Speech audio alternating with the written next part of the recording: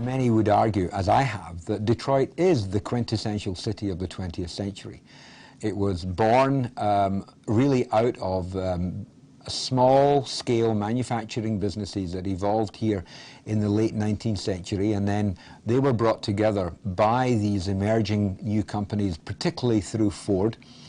And by 1910, by the beginning and in fact the end of the First World War, this was an automotive manufacturing center with all the businesses that go with it. The adventure began in 1900. This pensive-looking man on his far-fetched contraption is Henry Ford.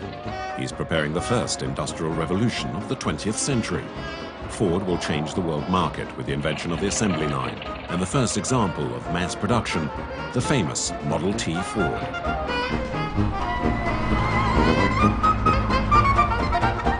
The Rouge industrial site, a vestige of the short-lived French colonization, was the biggest in the country. It could hold up to 90,000 workers. Between 1910 and 1930, Detroit grew to become the fourth largest town in the country, before the crisis of '29. Detroit has been in a state of decline in some fashion or another, going back to the 1930s, if you will. I mean, we never fully recovered from the Depression.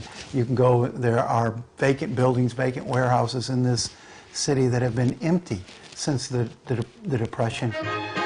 The stock exchange crash also resulted in the reduction of the number of car manufacturers. From 18 manufacturers, and after bankruptcies, mergers and acquisitions, only 3 were left: General Motors, Ford and Chrysler, who became known as the Three Giants. It was a golden era of full employment for a triumphant America.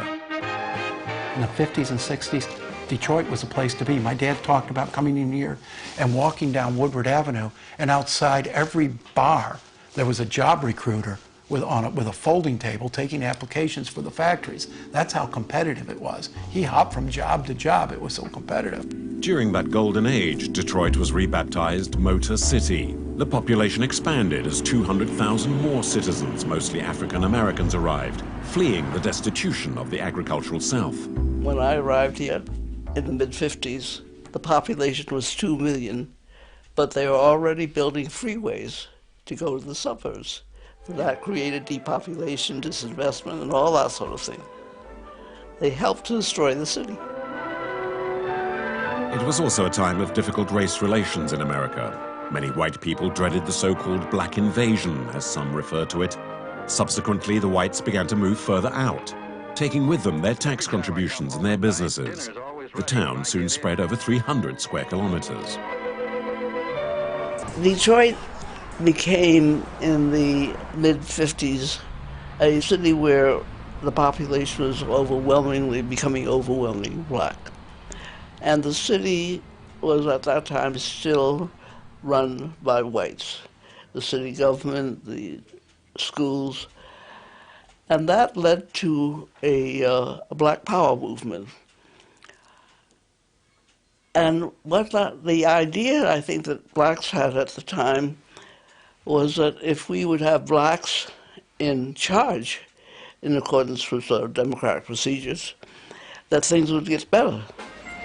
But social divisions added to economic problems complicated matters. To reduce the costs of production and stop depending on the powerful automobile unions, the Big Three changed their strategy.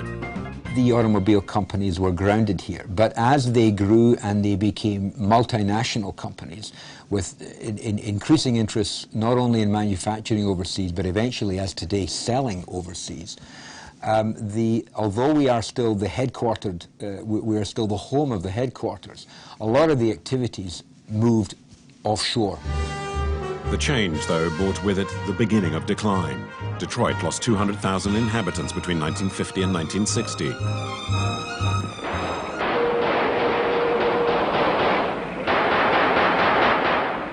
In July 1967, racial conflicts ignited the city. Detroit was the scene of some of the worst rioting in American history. Between the destruction and random gunfire, the National Guard was called in as reinforcement. In 5 days of rioting, 43 people were killed, and in more than 300 cases of arson, dozens of businesses were looted or destroyed.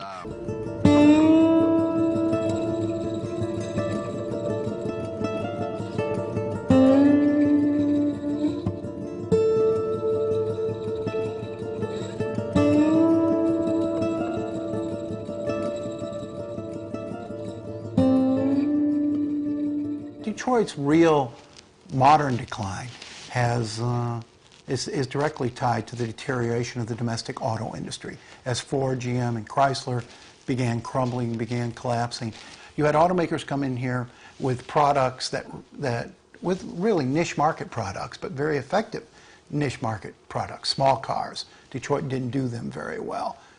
Those Japanese car makers did them very well. Luxury cars. Detroit sort of lost its luxury edge. The German car makers really excelled at luxuries. And the per vehicle cost for the big three was so much higher than that of their competitors that they couldn't price as well as perhaps they should have. It really accelerated the decline of Detroit. But there were so many other factors. The development of the suburbs drained the city, and racial troubles drained the city, and bad policies and high taxes drained the city. That resulted in what we have now, the situation in Detroit, with significant amounts of vacant industrial space that in turn, of course, has resulted in this moniker of the empty city, or whatever term you want to use.